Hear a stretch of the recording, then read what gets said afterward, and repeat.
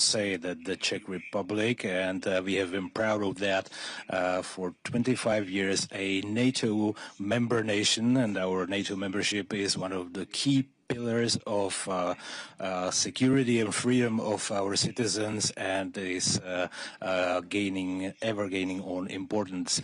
We are a staunch ally, standing side by side to our NATO allies, and for NATO to be strong, unified, and able to face any threats. With Mark, with NATO Secretary General, we had an online summit just a while ago of the Coalition of Willing in Paris, which marked which sort of impacted on our programs, but it was an important online meeting, and I should say there is a complete consensus that we need to continue our intensive help to Ukraine in order to be able to defend itself and continue the pressure on Russia and to create conditions for a fair and enduring peace. And in order to achieve peace, and there is also a strong consensus on that, there must be robust security guarantees which would deter Russia from further aggression. The Czech Republic has actively assisted in NATO endeavors, NATO operations. The Czech Armed Forces service members help protect the eastern flank in Lithuania, Latvia, and in Slovakia. And we have a very successful ammunition initiative, which testifies to the fact that even smaller nations can play a strong role and to contribute to European security.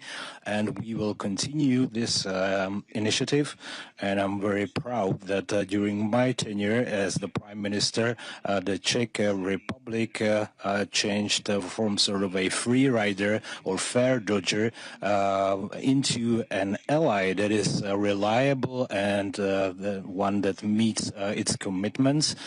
We want to continue this avenue, and we will increase our GDP percentage to 3% by 2030, and then 5% by 2035. And the draft national budget, which we will approve soon, we have 2.35% for the next year. Defense investments also reflect strongly in the modernization of our armed forces. We decided on F-35 fighters, artillery systems, infantry fighting vehicles, helicopters, radars, and it was just yesterday that the government endorsed the Leopard 2A 8 tanks, and our defense investments not only increase our security, but it also strengthens our economy, creating new jobs, and so it profits everybody.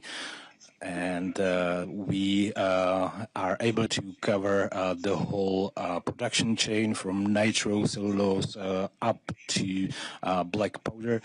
So our manufacturers work to the effect to have all the elements of the production chain across Europe, because we need to do away with our dependence on China and other unreliable manufacturers. And NATO strives to expand the production in NATO nations. That is also done by the European Union, and this needs to be continued.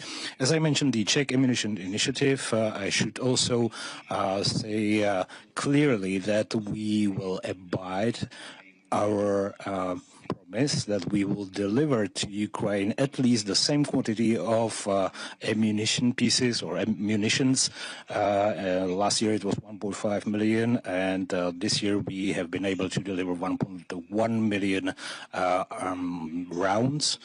And it's clear that sufficient firepower in artillery continues to be one of the key elements of defense against the Russian aggression. We also continue the training of Ukrainian forces, and we are about to start the training of the Ukrainian F-16 pilots on our subsonic aircraft and simulators.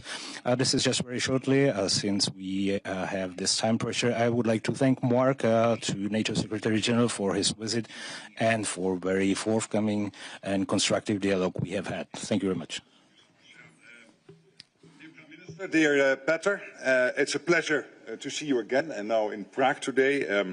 Czechia is a staunch and a reliable ally. You make very important contributions to NATO's deterrence and defense.